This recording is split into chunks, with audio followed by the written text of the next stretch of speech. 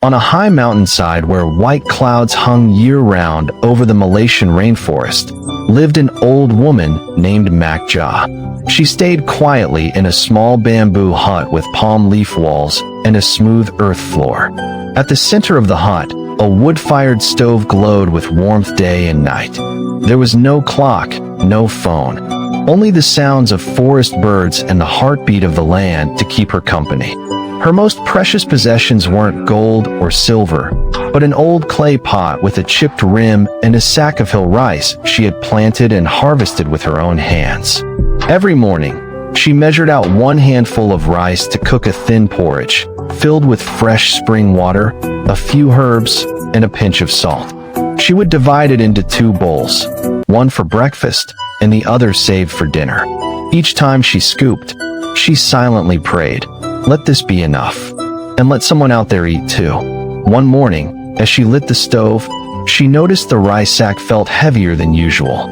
No one said anything, but she knew someone in the village had secretly added more.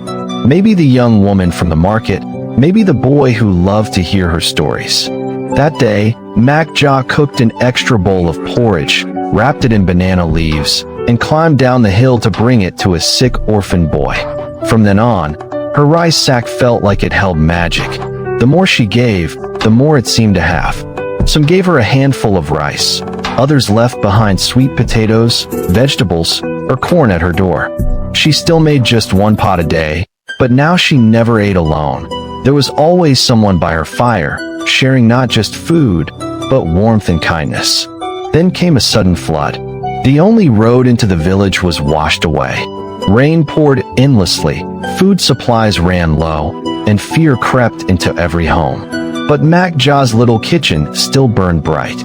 She gathered every bit she had left and cooked porridge all day, sharing it with the children, the elders, the hungry.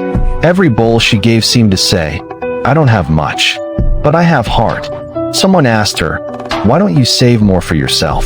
What if things get worse?" She smiled gently and kept stirring the pot. Her voice was soft but firm. Rice locked in a jar will spoil, but if you share it, it lives on in people's hearts. When the floodwaters receded and people could leave the village again, the story of Mak Jah's porridge pot stayed behind. It was told in grateful whispers and remembered through the eyes of those she had helped.